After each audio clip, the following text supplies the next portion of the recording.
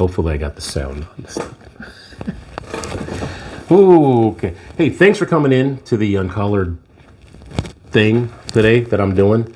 I'm going to do something a little bit different today. I was going to talk about demagoguery. I wrote an article about that. If you wanted to preview it, you can go to uncoloredmedia.com and look at the article on, it's called Demagogues in Sports, where I go over some of the arguments that have been put forth for the mandatory vaccine mandates in the NFL and other sports. It talks about that if you want to preview it. But something happened that I think also it's an uncolored sports issue. I got to do a segment. I want to do the philosophy and then I'll do the uncolored sports segment, but I haven't quite figured this thing out. So thanks for hanging in there. It's about forgiveness. It's a big idea issue and a sports issue. And for those of you who aren't familiar with the big idea, that's some theory that I got that basically says that everything that we understand about reality, all of the conflicts that we have, all the ways we understand the world will find their source in one of two ideas. And the first idea is that God is real. God exists and created everything. And there are ideas that necessarily flow from that particular idea. The second idea is that the first idea is false. I almost forgot the second idea. There's only two, and I almost forgot the second one. The second idea states that there is no God, and that everything that you see around you was just a total accident that came out of nowhere for no particular reason.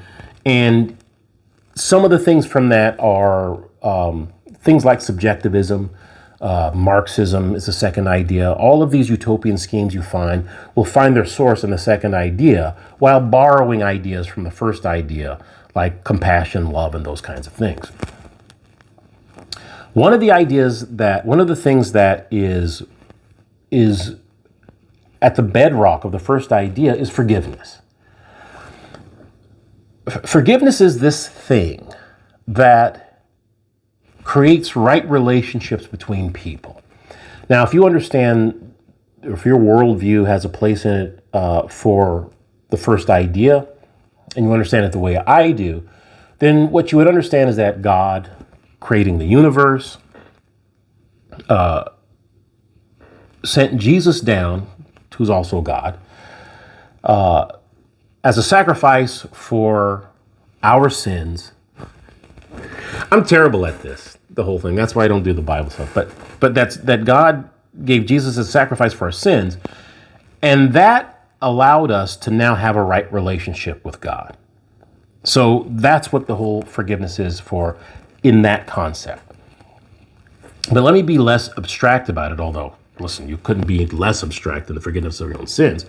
But I mean something that more people might relate to in a sort of a daily context. So the idea of forgiveness works like this, and I hope I have permission to tell this. So I got to ask my wife about this before.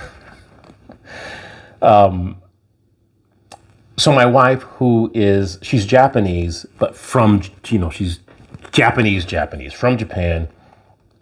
She's been here for about 17 years now, but she's old school traditional Japanese, very shy. In certain circumstances, if she gets drunk, forget about it. You put a couple of, she gets a couple of belts, she's less demure. But mostly she's shy and unassuming in public, which makes it difficult for her to make friends oftentimes. But recently, in the last few years, she's got a couple of friends that she hangs out with, which is great for her. And both of them, wonderful people. I mean, salt of the earth. So she gets in this incident with her friend where one friend, and I'm going to call her friend Susan. So Susan, Michiko, my wife, she goes, hey, Susan's going to come over and do my hair. Wants to do her hair, colorize, something like that. But it was going to be like a whole thing, and she's, is it okay with me? And listen, if I'm not in my den, I'm out, having a bourbon in the backyard. So I don't care. She comes over, and her other friend comes over. This is the Three Musketeers. And it's a big thing. Food, my wife's cooking, TV, it's a whole day. Later on at night, we have a nice yakiniku in the nice summer air. It was a wonderful evening. Boyfriends came over and had a great time. Well, the next day my wife goes, well, Sue's coming over tomorrow so she can finish my hair. And I'm like, what are you talking about? You guys were doing it all day. Well, apparently it's a 2-day process. I don't know. Well, next day goes by, nothing. Week goes by, nothing. Well, Sue's going to come by later and do it. No, months go by. It's been like 3 months. Nothing. Right? And my wife is kind of getting, a little disconcerted by it. But she doesn't know how to deal with it. Now, my wife's other friend suggests you talk to Sue and you don't let her off the hook. Because not only she promised, my wife actually paid a good sum of money up front. So her friend says, hey, you make sure she lives up to her commitment. And I don't have a problem with that. I'm not saying that she's wrong. She's 100% right. But I'm simply saying there's another option. And what I explained to my wife was, Sue is a wonderful person. And I mean that. Sweetheart. But we're not perfect. Sue's not perfect. I'm not perfect. And none of us will always be perfect in our relationships, in our friendships, our marriages, at work. We're all never going to be perfect. And if all we have in our relationship is transgression and punishment, or you owe me, we can never have right relationships with anybody. And forgiveness allows us to have right relationships even though we're not perfect. So what I said to my wife was, forget about it. Act like it never happened. Never bring it up. And if she says, hey, I'm coming over, just go, hey, don't even worry about it. We're good. I'll get it done. So just let it all go. Because if you don't, it's like a bag of crap. And this is what I told her, because my wife said, well, she didn't ask, she didn't say she did anything wrong. You don't forgive people when they ask for it. Or at least that's not the only time you do it. Because forgiveness, in some sense, isn't even for them. Now, let me qualify that, because you can take that wrong. It is for them, but it only works for them if they accept it. That's what I mean. Because while my wife might say, you know what, I'm not going to think about it, I'm going to pretend like it's never happened, and not be resentful about it, just go, you know what, I'm erasing it. That's what forgiveness does. I think there's a passage in the Bible where it says God remembers it no more. So it's like if you got a debt on the books, and God just takes a big eraser and just erases it, and it's not there anymore. That's what forgiveness does. It's not a resentful, I'm not going to talk about it. Forgiveness says I'm wiping it away as if it didn't happen, and that's how I'm going to treat you, as if it didn't happen. And you do that for yourself, not necessarily for the other person, because the other person, again, may not accept it or even recognize that they need it. The reason you do it for yourself is because all of that resentment, all of that frustration, you carry with you as long as it's not resolved.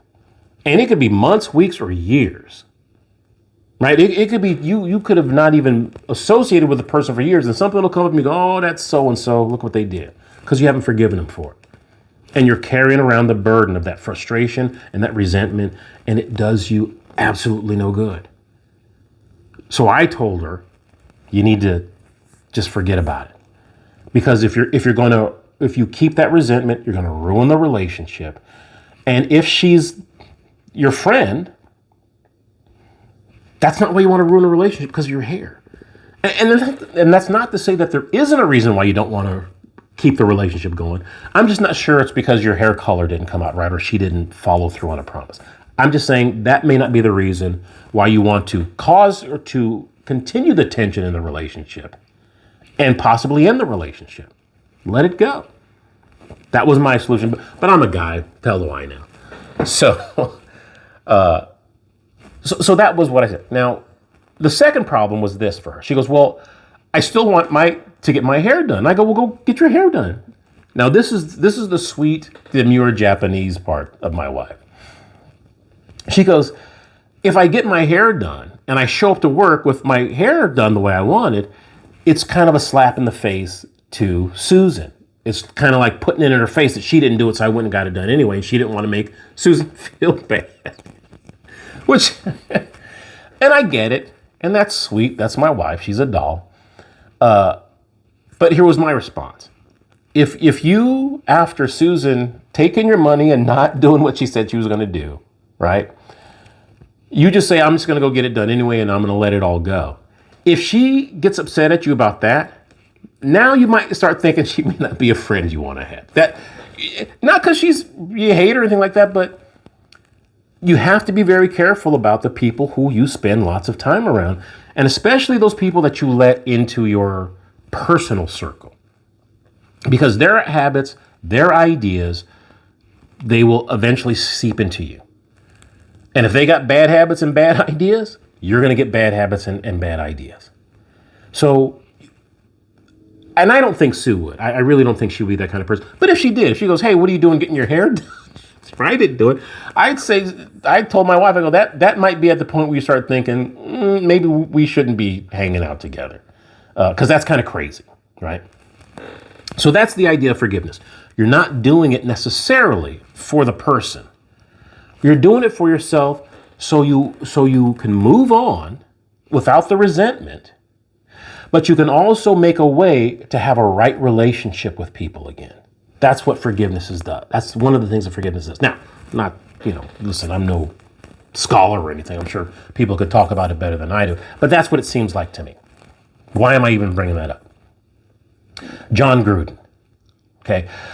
And I need to preface this by saying, I was born and raised here in the Bay Area. I was a fan of Gruden when he was with the Raiders back in the day when Rich Gannon was the quarterback. Always been I don't want to say fan, but I've always liked John Gruden. So I want to bake that in. But still, well, I should also say, whatever he said to DeMaurice Smith, I don't have a problem with. The whole idea that blacks should be so sensitive and fragile that if somebody says something like that, we need to blow up and start crying like Randy Moss did, that punk. Randy Moss is a punk. So my dad, and I probably mentioned this before, born and raised in Shreveport, Louisiana in the 30s and 40s. In the 60s, he came out to Southern California and eventually ended up here in the Bay Area in the 70s working at Lockheed. If you sat with my dad and asked him about some of the things that he dealt with regard to racism, okay, it would make the things you hear about today laughable. Nothing could be greater. Not only my father, but any black man or woman from that time. What they would tell you about what happened to them would make somebody calling your lips big laughable. Now, does that excuse it? I'm not excusing it. I'm telling you, I don't give a damn either way. I would never come to tears like that punk-ass Randy Moss for something like that, especially in a group of white folks. And I'll tell you what, my father would never cry in front of a bunch of white folks looking for sympathy. That was sickening to see that happen. And when black folks do that to get the sympathy of white folks, it's vile. Because they're standing on the graves of people who really dealt with racism so they can get in good with their white woke friends. It is vile. And Randy Moss is a punk. And any black person that's going to cry in front of a bunch of white folks for sympathy is a punk. But that's a whole different issue. So the whole idea that John Gruden should be fired, that's an option, right? He made a comment that was inappropriate in a work situation, in a work environment, and he got fired. That's an option. Here's another option: forgiveness. It's an option. There's nobody who's come forward who's worked with John Gruden closely with John Gruden of any race, color, or sex who said he's an asshole. Nobody. It is possible that the Raiders, DeMaurice Smith, the NFL could say, hey, listen, that wasn't the right thing for John Gruden to say. But you know what? We're about forgiveness too, right? We're for all these equality and blah, blah, blah. But you know what we're about? Forgiveness too. And we forgive people who make mistakes and say things they shouldn't say. Because I'll tell you what, there's a reason why they're not releasing all the rest of those emails. I guarantee you, there's a reason why they're not releasing all the rest of those emails. Because there's a lot of people, if they held them to the same standard, who'd be fired. I'm talking about at every level of the NFL. I'm talking about politicians surrounding the NFL. I'm talking about any other commentators hanging around the NFL. There's all kinds of people who would lose their job if they were held to that same woke standard of you violated the wokeism and now it's time to be punished. So there's a lot of folks who need forgiveness. But they'll never let you know that. That's why they're not going to release those emails. It's interesting how you can not put out somebody else's quote unquote woke sins. But if there's somebody who you want to get, we're going to put them out in Front Street. It's all a game. It's all a crazy ass cult-like religion.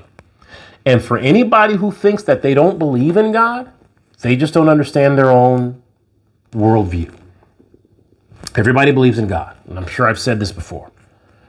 You either believe the God who really exists, the God of the first idea who created everything, the all-powerful, all-perfect, the omniscient God, or your God is wokeism, or the LGBTQ agenda, or President so-and-so, or politician so-and-so. Everybody's got a God. There's always somebody at the top of your hierarchy of values. And whoever that is for you, that's your God.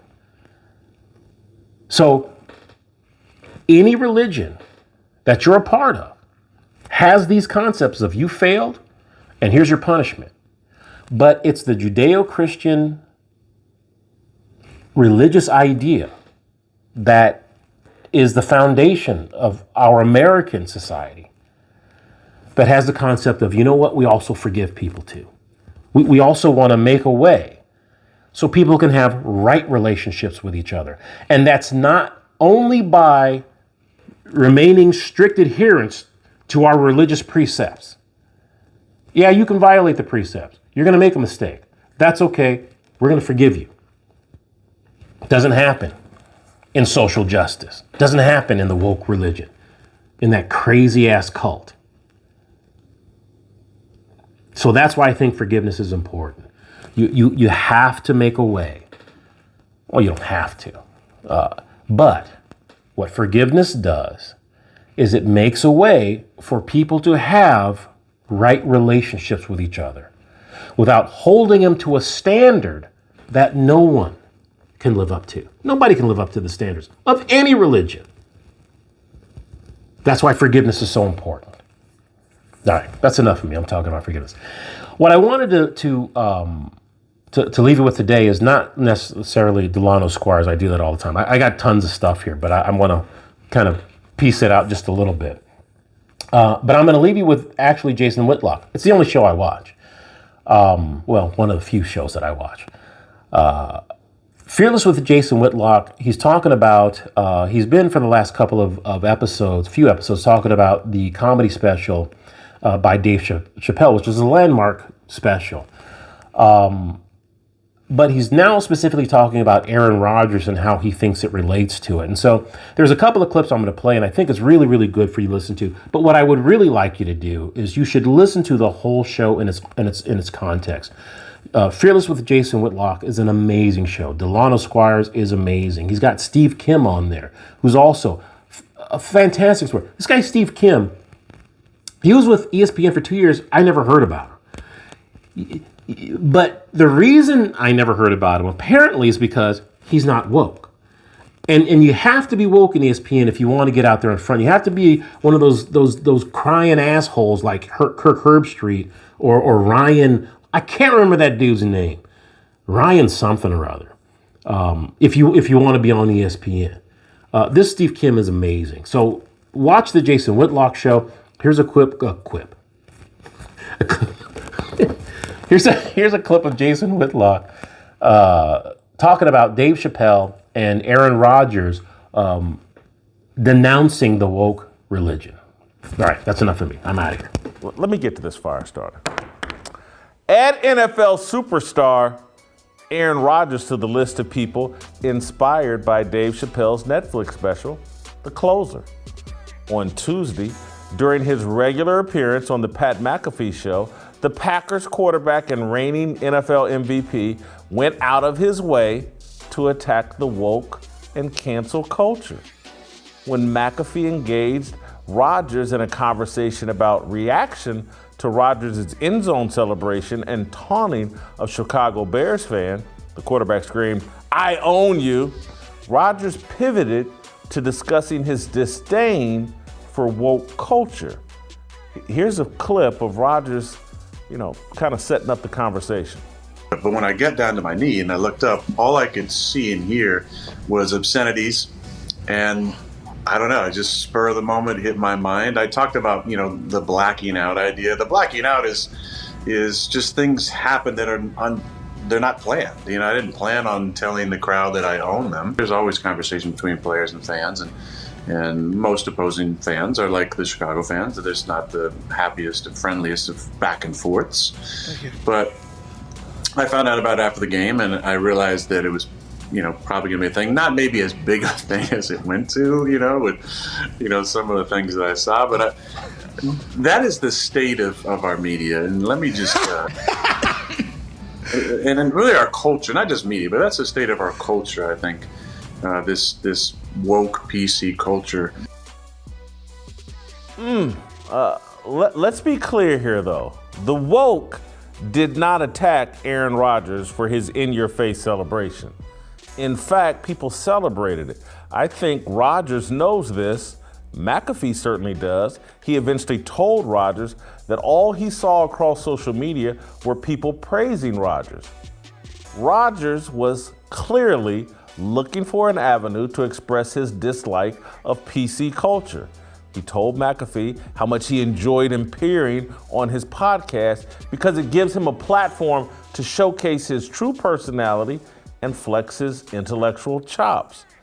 Political correctness, woke culture, and cancel culture are the dominant topics in American culture at large.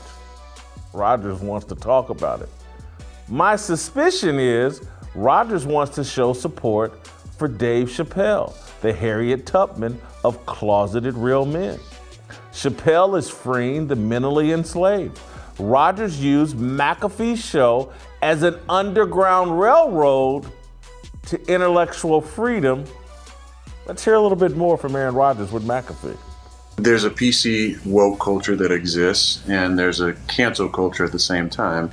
And it's based on people's own feelings of maybe personal miserability or distaste for their own situations or life, or just the enjoyment of holding other people down underneath their thumb. But when you engage in this culture, you're immersed in it, and you're in it so much. And these ridiculous sentiments and storylines and narratives get drawn on about me. About pick a topic, from my family to my leadership style to and they just go on and on, and people start thinking, well, he hasn't responded to it, so it must be true, right?